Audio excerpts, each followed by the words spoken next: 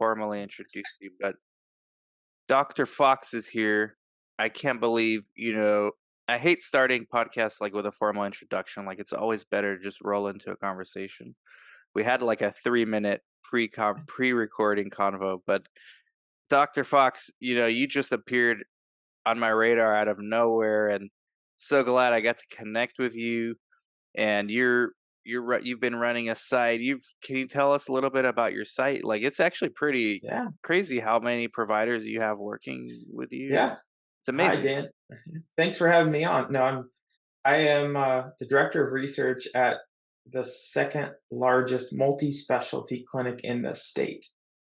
In So, Indiana, right? well, it's Illinois. Illinois. Oh, for some reason I thought you were in Yeah, Indiana. Okay, yeah, Illinois. Where in Illinois. Illinois are you? The central Illinois area. Okay. So, hundreds of physicians, every specialty you can think of, and then as a result, um, everything from research goes across my desk. I have full visibility to all of the CROs, all of the contracts, all of the negotiated rates that people are trying to throw into the industry. I'm seeing it all. I feel like the Illinois Wait. Godfather over here. All right, let's slow down first because there's so much even right there. So, first of all, it's way bigger than I thought. And oh, so how many studies are you doing like in a year, would you say, your site? Uh, we'll average between 30 to 75 a year, which isn't too bad. Wow, that's goals, But man. yeah, And but I where mean, exactly, like, are all your sites in Central Illinois, like in one city, or like you spread out in different towns, or how does that work? it's spread out. So we're at the capital of Illinois, we're Springfield right now. But then our clinic, of course, it's a clinical network. It's across most of central Illinois. I think I wouldn't be surprised if they broke state borders someday. They're growing pretty quickly. So where do you So, you live in Springfield? Is that where you run the hmm show? Do yep. you make it hmm out to your site? How many sites do you have, like, eh, throughout Uh, the region? well, define site. So it's we have as many sites as the clinical network has space, or as the clinicians have offices, right? Okay. So, we're there to serve our clinic. So if they have to do a trial, 40 minutes away, we'll go out there. We're starting to fix that. We're starting to do some different infrastructures where we're going to have some home bases here and there to try to alleviate a lot of the travel. I like that. But But when yeah, monitors come, for example, like, they mhm. go to where your doctor's office is, right? Nope, we have a special home for them. We can take Ah. care of them. Yeah, and maybe that's why a lot of the monitors say that. I love your place. It's the best thing ever because they got like the red carpet for monitors. But That's cool. It's sounds similar to what I'm trying to do here in Yuma, but we just started last year.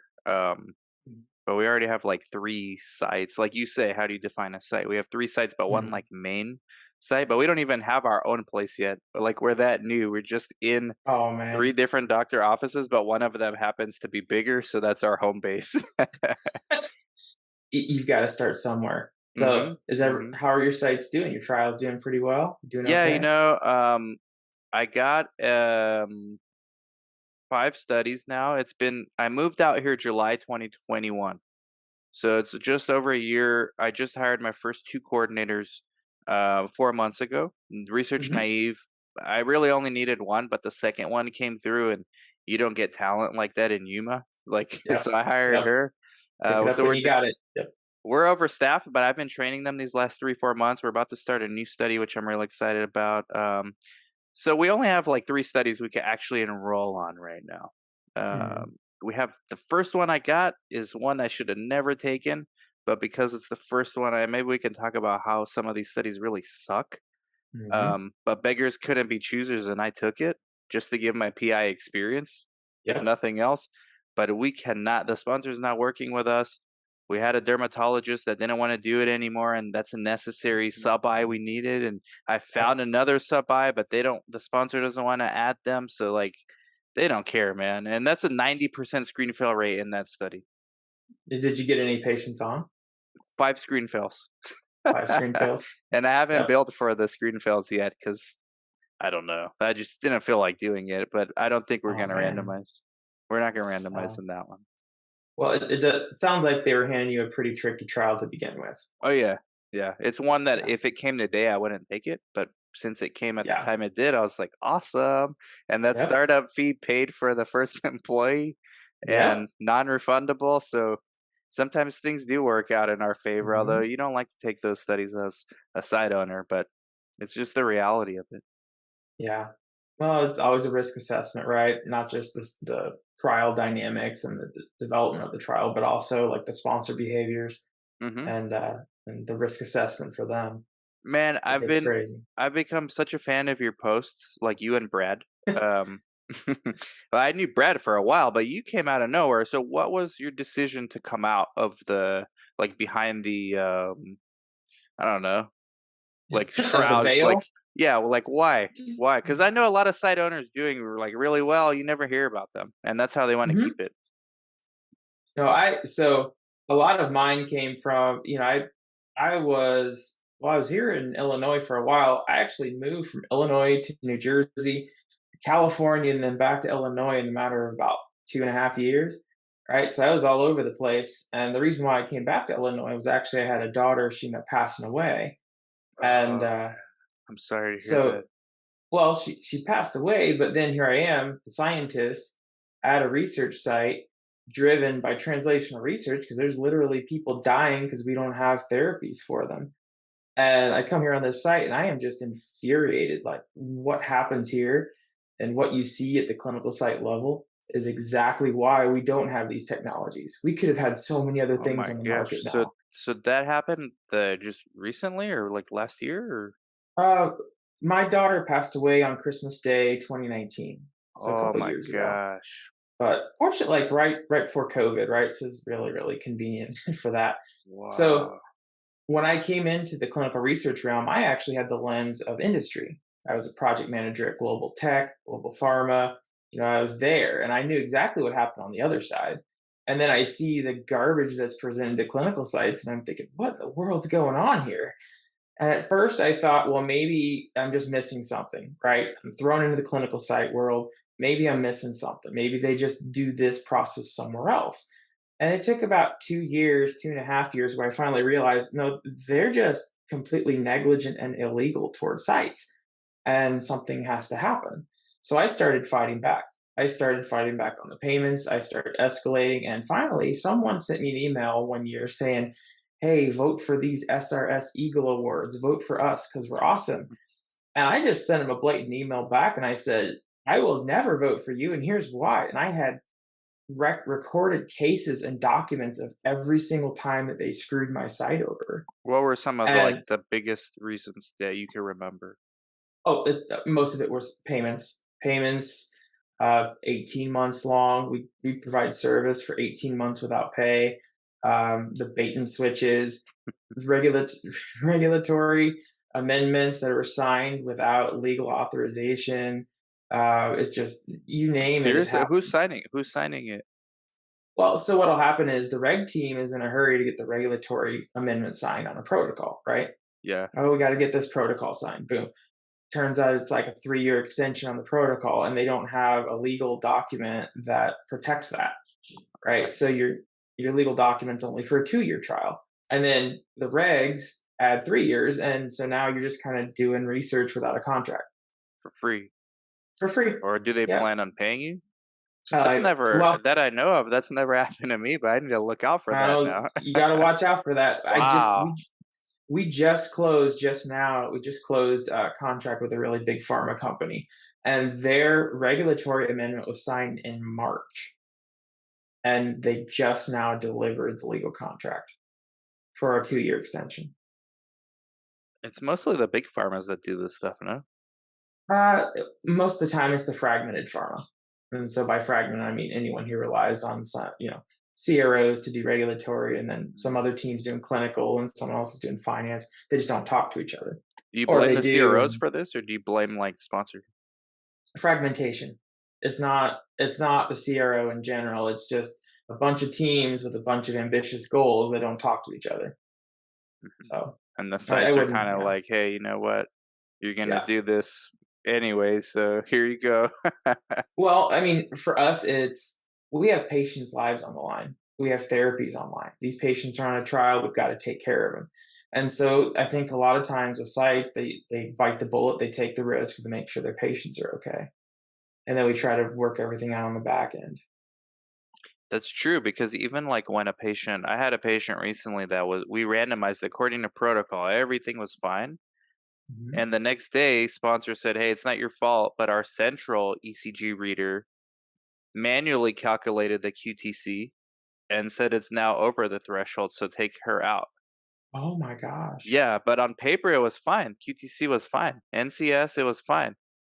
After the manual review of the Uh-huh. central radiologist, which was the next day, they're like, "Hey," and it's Take technically her a off. deviation. And patient thought something's wrong with her. She's like, "Oh, we had to explain," and she just got the IP, so she was like really looking forward to relief from pain. It's a pain study. And yeah, we had to tell her like, "Hey, like so I totally get what you're saying actually. But Yeah. sites really like these are human beings. Like sponsors look at them as numbers and subjects. We actually look at them like we know their name, we know things about their family, especially at the Mhm. smaller like my Oh, level yeah. where I know like everything about them when they sit there for 4 hours. Like you learn Yeah. everything about them. Yeah. Oh, well, and when you do those long-term trials, like a lot of the rheumatology trials are super long-term. I mean, we had a rheum trial, I think it's still going, it's like 13 years old. You get to know these people. Part of Yeah. the you see their children growing up, and you care about them. So, I mean, are you really gonna stop helping them because the sponsors aren't giving you a contract? No. And Um, sometimes I think that's pinned against us. They let this happen because we do it no matter what for the patient, but then they kind of let things slip on their end. yeah. So we got I to be think real there's careful how we do that. I think there's this like strong thesis in our industry, and it's probably a lot of truth to it, that clinicians are not good business people, and pharma usually maybe not take advantage of it, but they know, hey, it's not in our best interest to look out for them. Like they're just not good Hmm. business people. So let doctors be doctors, is what they say. And what Hmm. that actually translates into is like, let's screw them over if we can. Seriously. Okay, so you're a small site, right? Yeah, So my guess is when you do budget negotiations, it's probably like just you looking at an Excel spreadsheet or whatever they give you, yeah. and it's you versus an army of lawyers on the other side. It's my That's business partner, genuinely, Chris, but yeah, basically, yeah. he's really good at But it. Though. He's yeah, really but good. I mean, you and Chris are going up against people who are trained at, like, they're lawyers and they're trained, and their entire goal is to make sure that you accept the lowest possible number. Not necessarily what it takes to do the trial because they want to meet some weird, unrealistic budget, but the goal is so going back to how did I get on the radar? What happened? So for years, it was literally me feeling like it was me against the world because all of these contracts were coming toward me. I was addressing them, and I mean, they just bombard you, man. Our study team wants this. It's always us versus you. And explain this, explain that, and it got tiresome. Well, Mm. that one email to the Eagle Award sparked some pretty big escalation in a large CRO to the point where What? to the Wow. point where it was I said, "I will never vote for you, and here's why." And they stepped up and they said they blasted across their entire administration. They said, "Fix this now." And so as a result, I started making some really good friends.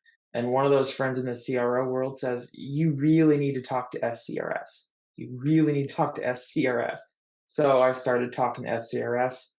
I read about Christine Pierre. I Mm. learned about what they Rest in did. peace. Yeah. Yep. And then once I got into SCRS, I started following the LinkedIn path. And I call him Algorithm Bob. Algorithm Bob is a smart guy. So he started recommending that I watch Brad Hightower. And then, Yeah. of course, that's like Brad Hightower is like the gateway influencer because he's like, all of these people are following him. So then I started listening to him and I said, maybe, I saw the sites that were talking to him and all the troubles they're going through. And I thought, I'm not alone. I may as well join the group. So from February on, I started my own company. I started speaking up for site rights. Wait, what do I you mean your own started Oh, the company. Okay, so I noticed that one on LinkedIn. So that's brand new. CRPN is about 8 months old now. So about back Ah, in okay, February. okay. So but it's the same thing. So it's designed to be specific for financial services for sites. I'm tired of sites getting screwed over, and I want to make sure they have what they need to succeed. So, financial solutions are one thing, but the other thing I've been doing over the past few years is I've been collecting metrics and behaviors on sponsors and CROs. And I've actually developed a credit score for all So, of them. whoa, hold on. So, I love this because just like they grade us, or at least they used to. I don't know if they still do Oh, anymore. oh yeah. Oh yeah, they still do. Nobody talks about it anymore, but, like, I remember 2016, they're like, "Watch out, they're, like, keeping track of Mhm. how quickly you respond." You didn't really hear that no more, but it's probably just, like, part of the business now. But you're doing the same thing to them now. Yep, yep. I have I I have about love this, man. I have 3 years of data and metrics on the sponsors and CROs I work with. And remember I told you I work with every single one of them. Okay, so who's the best? So, Like, who's number 1 right oh, now? I can't plug them. Can't plug them. Do They're we know all them? Is it a household name? The yes. best. Yes. And who's the The worst? And do we know them? Is it a household name? Um, I won't name them by name, but there are some that I call the predatory pharmaceutical development companies. Really? So Yeah. there's a group that you figured out through data and lots of data that you've analyzed. And Mhm, obviously the bigger your network gets, the more data you're gonna have. mhm, And what are yeah. some of the key metrics that you use, like some of the most So important ones? it's a cute little acronym. So it's actually called a PACT score, PACT, Okay. and it's just that. So the P stands for promises, A is access, C is choice, and T is trust. So among all of those, I have a bunch of different variables to understand how risky a sponsor or CRO is to work with a site. The number one obvious one is do they pay their bills on time, right? That's a big one, and I think the answer is most people don't. But then there's a lot of other variables that you really have to consider when it comes to risk with sites. Do they demand withholding or holdback? Sure. Do they have invoiceable windows of forfeit? Use it or lose it, right? Communication pathways. All of these different things form packed to the point where I can give you a score. The maximum score right now is 17.2. Now, if the perfect sponsor in the world would have a 17.2. The lowest sponsor that I have right now is about 6.4. And what's the highest sponsor? Um, 14.7, I think. Wow. And the So they're up there. average? The average is you just said The the average average? is just around 10. Okay. So yeah, and it's interesting. I like that, man. You can't Yeah. change what you can't track or what you don't measure. They say that in weight Yep. loss. Why not do Hmm. it? Why hasn't SCRS done something like this? Or like, I mean, they're huge.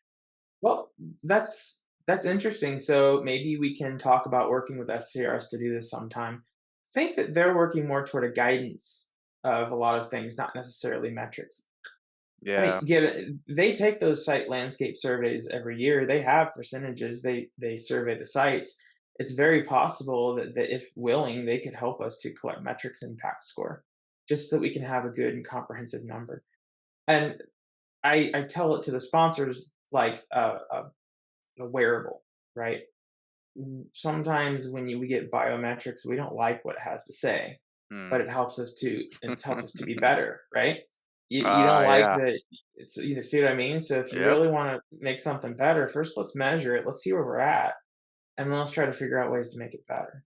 I remember putting a CGM on me just like a few months ago and like watching my glucose spike depending on what I ate. I'm like, Mhm. wow, how many times I ate this without wearing this? Uh-huh. Exactly. Yeah. Yeah, makes you wonder exactly where your blood glucose went when you were eating all of that. So That's the other, amazing, man. I didn't know well, you're doing all this cool stuff. I've got another one, and it actually came to me when I was mowing a lawn. I got a big long lawn, but I thought, isn't it ironic in this industry where we are so dedicated to patient consent, right? And we treat our patients with the utmost respect. We're transparent with them. We give them an informed consent. We're going to follow this protocol. We do regulatory. I think it's so ironic that the same people who are serving our patients like this are treated in such deplorable ways, in almost an inhumane and literally illegal way. So then I thought, You think so? Like, Are you talking about, like, sites? Like, is how Yeah, sponsors yeah. because, I Sponsors are mean, treating yeah. I can't believe I'm taking the devil's advocate because I agree, I'm, like, site advocate for sure, but, I've had terrible sponsors too, but Mhm. I don't know, maybe I'm just, like, not overly critical of how they are, like, I just took it as that's how they are because 'cause they're big pharma and they can do whatever they want, but if I'm a site, like, I just gotta take what I get, right? Well, I'll negotiate, but what do you mean by deplorable? Like, how or illegal? Like, okay, can you have some examples? Okay, so I was literally just denied a trial because I escalated poor business behavior, Ah, right? okay, okay. So it wasn't because of my sites, it wasn't because of our patient population. It was literally because I said, "Hey, you really shouldn't treat sites like that. Your pushback, Yeah, pushback. that's not right." And the answer was, "Well, we're not comfortable doing this trial anymore. I don't really like how you present yourself." That's what I was That's told. the I was a answer. what? I was a So aren't you whistleblower, worried, man? right? Like, let's get to the heart of this thing because you are, successful site owner. Like, when did you start the site? We didn't even get into that. Like, Oh, no, I'm directing a site for a big clinic. So, right, I don't own the site. I'm I got you. directing it. Okay, directing a site, So, big clinic in Illinois, Central mhm, Illinois, and you all this stuff comes across your desk, and you're like, okay, you know, this is terrible. And then was the death of your daughter, did that was that, like, kind of the catalyst that made you think, "Alright, you know what? We gotta get more transparent about this." Like, mhm, was that really what pushed you over? yeah, that what it drove me crazy. I mean, primarily because I know a lot of people who this research that we're doing right now, their children are depending on it. Their lives are depending on it. Yeah, And it had to be yeah, some driving force like that because wouldn't you like, you know the old saying, like, "Don't rock the boat too much." Like, you're yeah, doing good, like, why risk it? You're yeah. already losing study now because of this, like, "Slow down, Mhm. Daniel." Like, doesn't anyone tell you this? Oh yeah, squeaky wheels get replaced, right? So I know, but I also know, especially talking with the SCRS group and a lot of the other advocates, that it's really important that we continue this progress. And this is exactly what Christine Pierre was wanting, right? We need to Mhm. have our sites be able to serve our patients in a very fast way. Yeah. And the other part is the PAC score is one thing, but going back to what I was saying is I actually wrote a good clinical business practice training, um, so that it could be a training that sponsors and CROs could take to demonstrate their willingness to be partners with sites. And so, Wow, that's a bag of worms, man, partner. no, but I mean, it works and it makes sense. So I've been asked so many different times, how can I be a better sponsor? I hear you saying all this stuff, but I'm doing everything I can. What can I do to be a better sponsor? And so I tell them every single time, and it turned out to be so repetitive. I'm like, I'm just going to make a training out of this. I'm tired of saying the same story. Has anyone been trained from sponsor on it yet? Not yet, not yet. It's all drafted. I'm Give making a them a quiz for training, it. Dr. Fox, Yeah, and make them log into some portal. Uh, yeah. Hey, extra portal for everyone, right? if you do your training, your credit score increases. You're spot on, Dan. Yes, very much so. And there's Man, this there's the is theory. So you caught it. wow, So you take the training, you reduce the risk to sites, your credit score increases, and your negotiations improve. That's the model. dude. Like, the reason I'm laughing is not because I think it's necessarily funny. I think what you're doing is so obviously needed, but so unheard of. I mean, Yeah.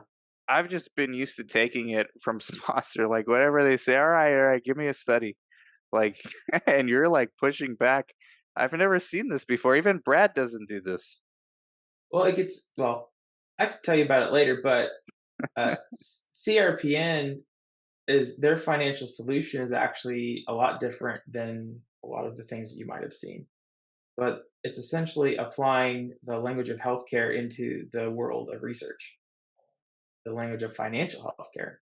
So just to put it into perspective, I know I saw that confusing face so many times at SCRS, but just to put it into perspective, when you look at the language of healthcare, what happens? You've got insurance companies going to healthcare facilities and establishing contracts, right? And Mhm. then you've got insurance companies providing premium to patients Mm. who they pay a premium, they get an insurance card. You got patients going into the clinics providing their insurance card and then getting care, right? That's how healthcare works. Mm. So imagine in research where the sponsor is the site's patient. Sponsor gets a healthcare card because they're paying a premium to access an in-network group of research sites.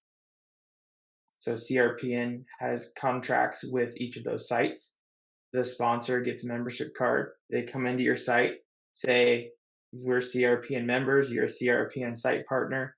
Here's our card. You say, we've already got a contract in place for negotiations. No need to do that. So let's get the legal working way and get the study started. So I'm curious to hear your thoughts on DCT because yesterday I Mm-hmm, had actually you commented on the post. Thank you. So those two guys I mm-hmm, had on, they're complete mm-hmm. outsiders, but they're super sharp from big tech.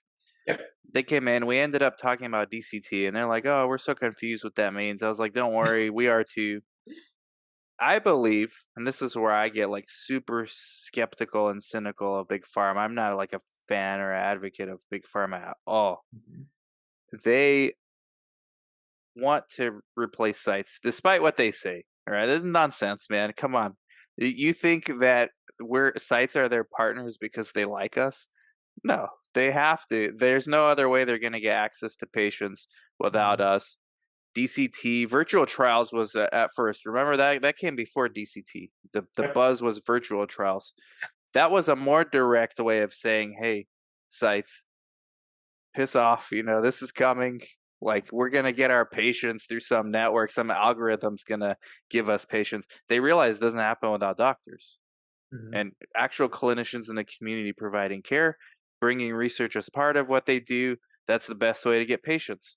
Everybody knows that, but in Ivory Tower, they don't know that. So then they mm-hmm, came out with this DCT. Well, no, it's never been to replace the sites. It was always a hybrid. It becomes about empowering the patient.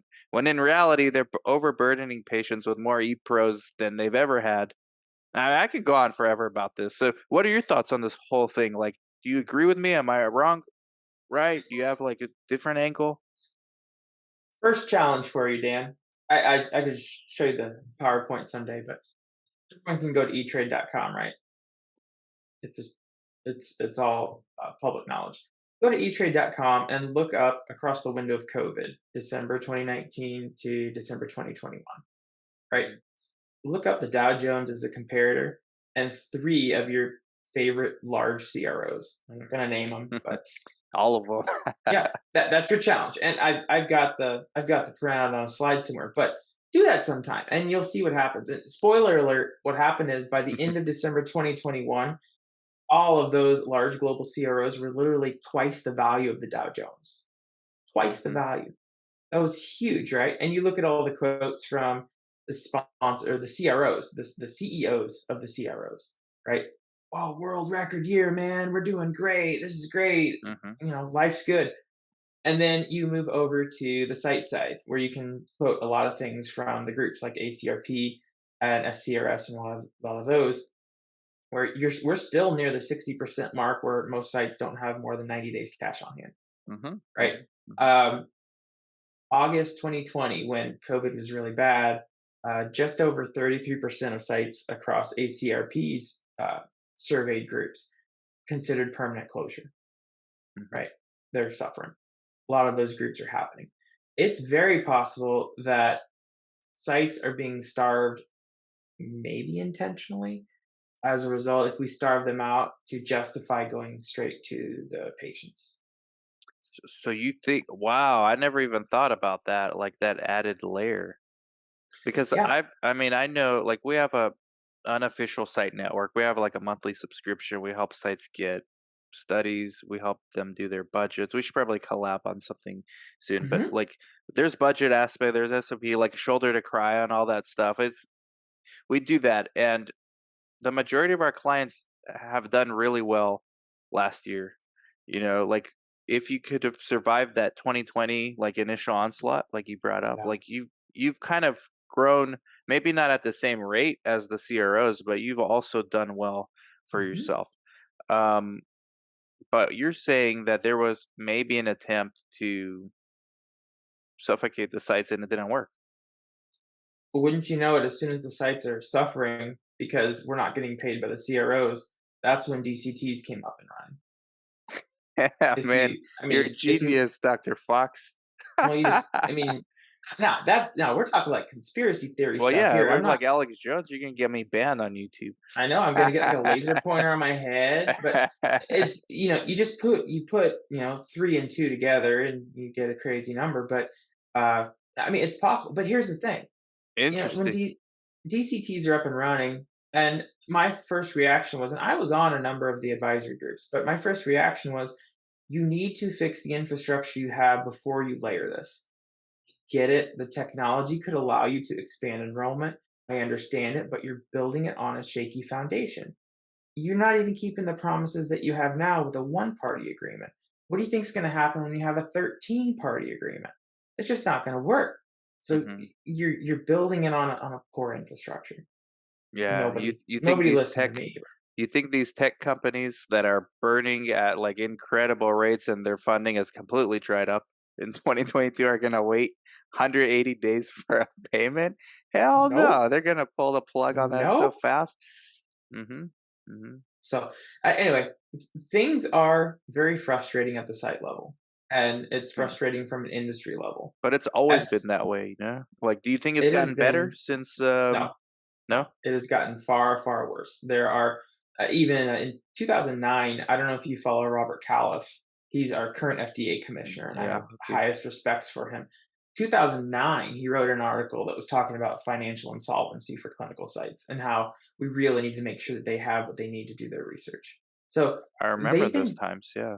yeah, they've been calling for this for over a decade now, and we're just now starting to raise awareness. And like, for example, LinkedIn is a big thing. It's finally connecting the sites to where they can talk to each other, they can kind of share notes. It's finally breaking this culture of sites feeling like they're against each other. They're Mhm. kind of uniting. The big old union word is kind of thrown around there for sites, right now. Yeah. But I think that you are looking at the age of a revolution in clinical research. And as I said before, Dan Safera is the pioneer and the father of modern clinical research, because Wow, man. he's the one that led the charge long before we were even thinking about it. Unknowingly, man. You know, Hmm. that's interesting. You know when I first decided to start in 2010. In 2009, I read this book by Gary Vaynerchuk, Crush It. Love that guy. He can do no wrong the rest of his career to me in my book. I was so excited. I took it to my consultant. I hired this big time consultant. I hired him to help get me studies. Hmm. But he's like, well, I could introduce you to connections, but really, like, I focus on your operations. But if we work together long enough, I'll probably help you. So I really was paying him for Hmm. QA just to like hopefully one day get me leads, right? Hmm. I ran this idea by him. I'm like, I'm gonna start this YouTube channel because I think like there's got to be other sites like me that don't know what the hell they're doing. He's like, no, no. Hmm. His exact words, man. Don't do that. Pfizer's gonna sue you. Yep.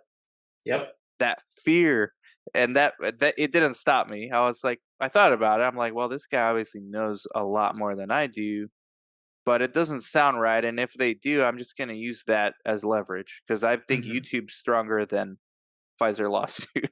Hmm. Like at that time, YouTube was getting big, so I was like, I respect your opinion. I'm gonna do it.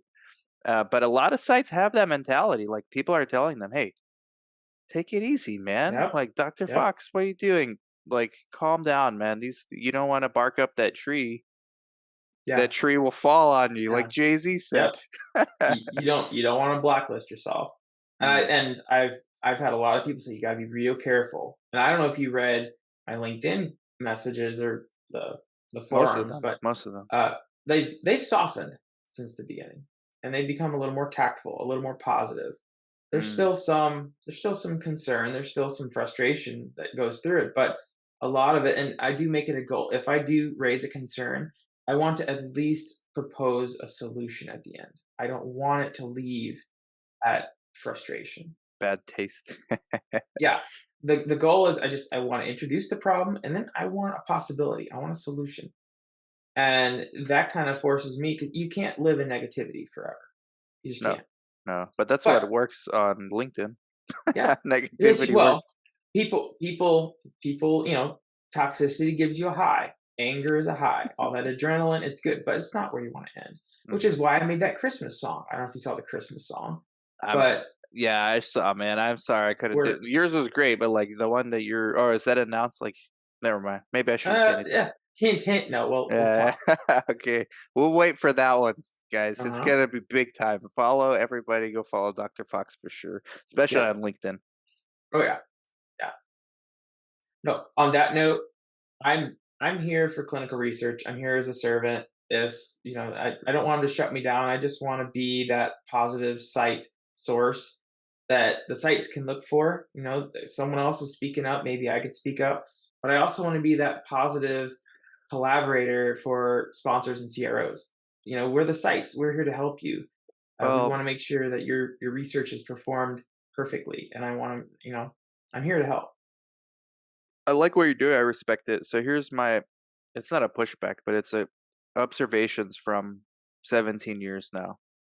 Mhm. There's always gonna be, especially the bigger sites, like, I'm not gonna mention names 'cause I don't wanna throw them under the bus, but I meet these people at conferences all the time, and they're sites, right? But they're so Mhm. big, they've Yeah. gotten so big, and they're forming networks to the point where they're basically trying to separate themselves from us peons, like Mhm. us small sites. They're like, no, no, no, no. Like when they talk to a pharma, they're like, no, no, that's them. This is us. We're Mhm. on your side. And I Yeah. think in many respects, like you're actually giving them, you, Brad, maybe even me, we're giving them more ammo to say, hey, you want to work with those guys? You want to rather work with us? We're on Mhm. your side. We don't Yeah. need more sites. They don't want more sites to be successful, anyways. There's a lot of Mhm. sites mad at me for teaching people how to start sites.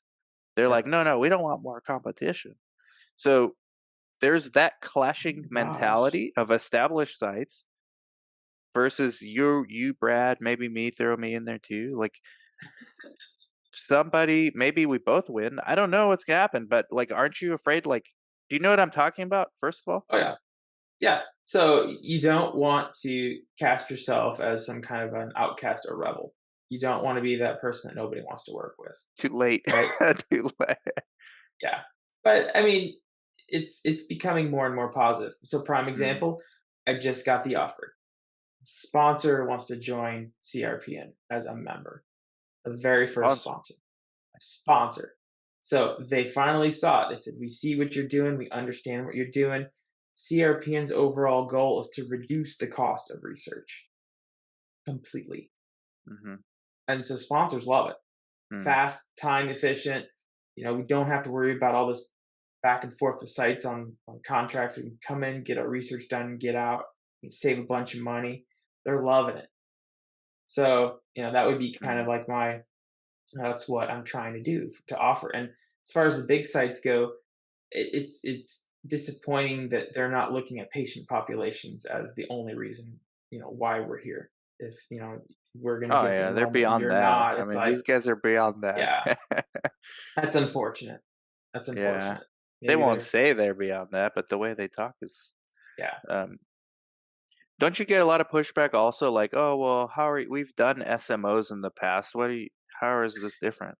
Yeah, well, they said the SMO thing, but it's not really an SMO, really. I mean, I guess you could provide some of the services for sites as this in the Mhm. CRO-ish world, more of like a consultant than anything. But I don't think it's as much of an SMO as it is a third party payer Mhm. because not really managing it, not really doing the trial itself. literally just offering financial solutions for the sponsors and for the CROs and for the sites. Yeah, it's the way I see it, it's like the best of both worlds. It's kind of Hmm. similar to our network. The sites remain independent. We just Hmm. help them kind of achieve their goals, and we Yeah. really try to get more research naive doctors doing research too in You underserved know, communities. PI grooming is a thing, and I'm so glad you're doing that. The 70% of physicians are one and dones now when it comes to research. That's Hmm. come out for a couple years now, and for us to be able to incentivize our physicians to continue research, I think it's a big perfect. So Yeah, and maybe kudos. that's the pushback against the establishment sites that think they're better because, well, we're they go to Hmm. they don't go to the site conf, they go to the sponsor conferences, they go to DIA, Bio. Oh Um, yeah, they can afford to Interesting. go. Yeah, this is an interesting industry, man. I mean, it's the only one I've ever been a part of, so I don't really have any comparison, but at least I think it's interesting. I On the pharma side, it's a lot different. Of course, everyone's got their pain points and their pressure points, but those conferences on pharma, they all scream about sites and how terrible we are, right? So, Yeah, I yeah. mean, even on finance world, if you think about it, finance world has a lot of similarities compared to clinical research. So, You get this fragmented. Do you think this next recession, mhm, there's talk that like the long tail of the biotechs are kind of going to get slowed down, or mhm. big pharma's going to get bigger basically at the end of this, however long it takes, 10 years, big pharma's going to be bigger. Do you think that's good or bad for us as sites? I mean, how they're already big.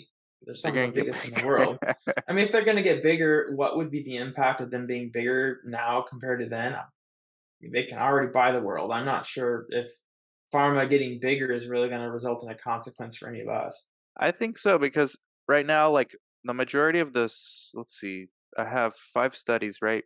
3 of them are very small biotech you've never heard of. They're actually pleasant to work with, Hmm. and 2 of them are huge and not so pleasant to work with. Anecdotally, I don't know. They would fit into your credit score model, probably somewhere about right to where I peg them.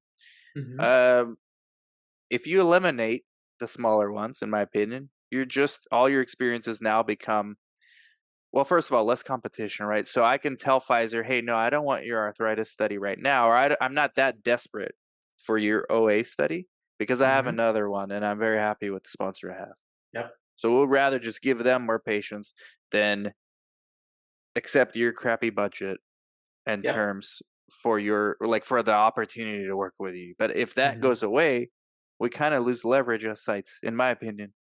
Yeah. That's a good point too.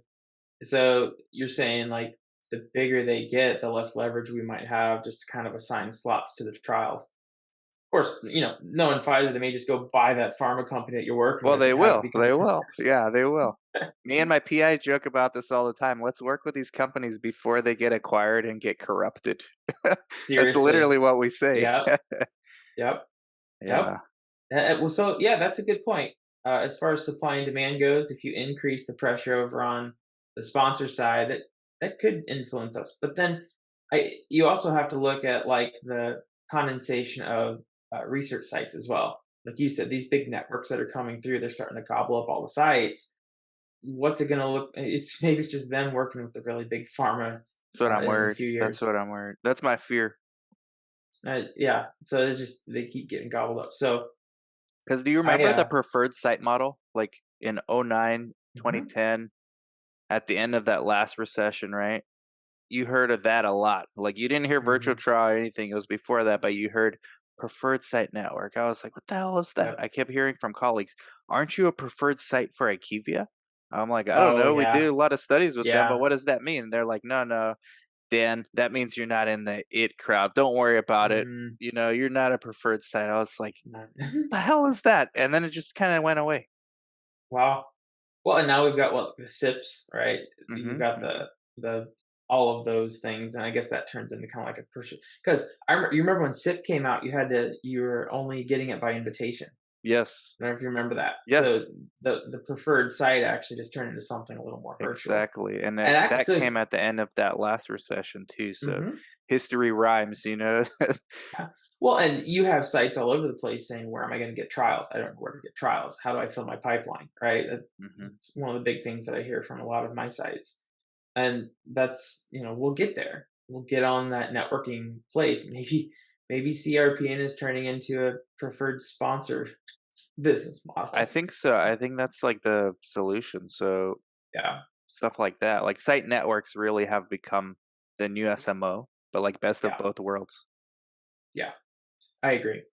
I agree, and they're only going to grow bigger. And it's kind of like one of those, you really have to kind of group up with someone to survive in the industry. Yeah. The single sites out there trying to fight an entire industry, it's hard. Mhm. It's hard to do. So Man, we can do this for we gotta go live. I told, Brad, me, you, Brad, and Robert, we could just riff. I just wanted to get your, well, last few thoughts. I guess, what was your visceral reaction when you read that Pfizer partnered with Marvel? probably similar to what the comments said. Like, it's obviously like a marketing group in Pfizer who has no idea how very non-compliant they are in their clinical trials. Their legal and their financial responsibilities are so negligent there, that it was kind of like, wow, you want to take care of the patients you have before we have some new projects here. But odds are, Pfizer's so big, they don't know each other. It's just one big giant name. So that was the first one. But at the same time, it could foster a new generation of people who are more accepting of clinical research. Mm, Oh, maybe. Pfizer, I read about them when I was a kid. Maybe I'm more willing to work with pharma. Maybe it could help to break some stigmas. So, I mean, I could see the benefit of it, Yeah, but at the same time, it's from my perspective, it's very frustrating. yeah. I really think they squandered opportunity of a lifetime on COVID. Oh Everyone was yeah. rooting for pharma, man. I've never seen a world where the entire world was rooting for Pfizer and Moderna. hmm Like, when Yep. have we ever, like, thought of Pfizer as heroes? Well, everyone, hmm myself included. And the Yep. way they kinda dropped it's all execution, maybe, like, science, shaky science, bad execution, horrible PR, horrible PR. Squandered, man. It's such an opportunity lost if you think about it. hmm Oh yeah, definitely. They could have really changed their image in many, many different They did ways. change their logo, though. They changed their logo. They changed their logo, but as soon as the emergency was over, it's like it's just trying to play catch up. We're right going back to the way it used to be. They So came out of it looking worse than before, man. That's just my yeah. thoughts. SCRS, you just went to the conference for the first time, right? How Mhm. was it? Well, I did go in May. It was the oncology Oh, one, but okay, this okay. was this was my first global summit. So as far as SCRS goes, it was very energetic. Record attendees. So there was over 1,250 people there. I ran out of time. I There were so many people that I could have talked to. The presentations, the site, the statistics that they've showed, they were spot on to a lot of the things that I see in my site all the time, from uh, number of days cash on hand all the way through values of AR. Like, number of days in AR is just ridiculous in this industry. Uh, Very good feedback, very good collaborations between sites, sponsors, and CROs. They all were coming to the table. There were some conversations that were not comfortable, but I'm glad that they happened. Mm, We can all come together and have a perspective. I was able to sit there and bump elbows with the people that CROs never allow me to talk to, right? mm, So it's kind of like it gives me the opportunity to finally, and time again, the sponsor said, we never hear about this stuff. Nobody ever tells us this stuff. And mm. I tell them, it's because nobody ever lets me talk to you. And so then oh, here's my card. You call me whenever you need it. Right. So Now you get the it, inside track. you do. It literally, it's about who you know. And Yeah. SCRS really helped you to know the right people. How did you do on your escalator pitches? I was reading about that on Awesome. LinkedIn. Escalator pitches are the best. There's like extreme elevator pitches. And I'd even introduce it.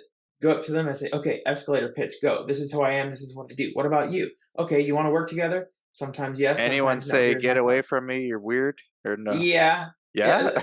Yeah. Well, no, I mean, it was more like, oh, okay. And then they kind of go down a couple steps and you take a hint, but it's I got fine. paid to be here, so stop talking to me. Yeah, exactly. I don't no, most of the people were very nice, very kind. Most people walked away with a stack of business cards and unlimited Mm. potential. I'll be chewing on the networking opportunities there for a while. I think me, you, and Brad should talk, like, about doing a conference, like so in 2019, I had a meetup. Alright, let me take it back. 2018, I was super ambitious. This conference organizer contacted me. He's been Mhm. like watching. We talked like for months, man, like multiple Zooms. We planned a conference. We ended up having a date, Orlando, Florida, in November of 2019. We pre-sold. I got humbled. I got humbled. So we had what we ended up doing was a GoFundMe, or not a GoFundMe, one of those things where like people prepay in advance, but if you don't meet your goal, everyone gets refunded, right? Oh, yeah. So it's like basic, like I wanted to do for free, but he's like, no, in order to, like, we have to pay for the thing, like we need sponsor, you need some site, you need to charge. So okay, fine. We didn't reach our goal, nowhere close to it. But the a few months later, we did a meetup, a physical meetup for free in Orange County, California, where I'm at. Oh, nice. And I said, look, anyone can come from Guru Nation, like free. Just pay for your flight, pay for your Mhm. hotel, and we'll have lunch. I catered tacos. We had a taco guy come make lunch for everybody. We had presenters. It was like a mini conference all day. We had about 100 people show up from all Wow. over. They flew from North Dakota, a lot of Californians, obviously, but North Dakota, like people flew from different places, Utah. And I was like, all right, that was when my platform was a lot smaller. So 2022, 23, 24. And now it's not just me. Maybe it's me, you, and Brad doing something Mhm. like this. And now we have Mhm. Latinos in clinical research. I think we could Mhm. actually pull something off like this. We We should. need a we need a collab because I think free, but charging sponsors to exhibit and to pitch. Mhm. There's a way to pay for at least the venue Mhm. Well, and maybe for that's the admin. exactly. Yeah, that's Yeah. well, I'm the president of a nonprofit, and we've got a symposium next week, and Mm, that's exactly the direction that we went. We want to make sure that the barrier for entry is very low because we mhm, want it to be there to help the community, but at mhm. the same time, we have to pay the bills, so we had to find the balance. Yeah. And it's a very very good idea. I would love to. That would be great. We need to talk it over more because we were Maybe that would be a close. poll to maybe Yeah. get a poll. Ask your LinkedIn community. Say, hey, who would attend a conference with Dan, Brad, and Daniel. Mhm. Or, pick the other ones. There's some really There's a bunch of influential groups people we out can there. get involved. Yeah, Yeah. Yeah. yeah. Because the Come. last Yeah. time I just tried to do it on my own and it worked. Like I got humbled for the paid one, but on the Mhm. free one, I was blown away. Like I didn't think people would just hop on a flight, and Yeah, no and go out agenda. there. But we had speakers and everything. Like we had panel. It was all panels, but it was cool, man. And then COVID hit, so that Mm, kind of delayed the momentum. yeah. But Well, let's maybe talk it's time about to bring that, it back. we'll act on that. Yeah, All let me right. know, how that works, and I'll be right here to help. All right, Dr. Fox. Everybody connect with Dr. Fox, LinkedIn below. Anything else we didn't say that you want to say? I appreciate the opportunity to be here, Dan. Thank you. Well, thank you. Thank you for coming out and not just on the podcast, but allowing me to find you. You know, Mhm. I found you. Like I was like, who is this guy? How do I not know him? I'm on LinkedIn every day. And then there you Well, are. and now how many followers, how many friends do you have on LinkedIn? A lot, but I find the Yeah. ones that people comment on a lot, like Brad, Yeah. you Oh, know. yeah. Yeah. I just didn't So know who you were, but that's because so you were not did out Brad yet. find you? Did Brad find you, or did you find Brad? It's been so long, man. 2016. No, Brad found me. Brad found me. Okay. Like 2015, 2016. Yeah. Yeah, there's a lot of exciting things coming. Let's continue this Let's do conversation. it. Let me know if I can help any. Thank you, Dr. Fox. Appreciate it. All right. Everybody go follow him right now. Like, subscribe, comment, share. Go follow him. Take care.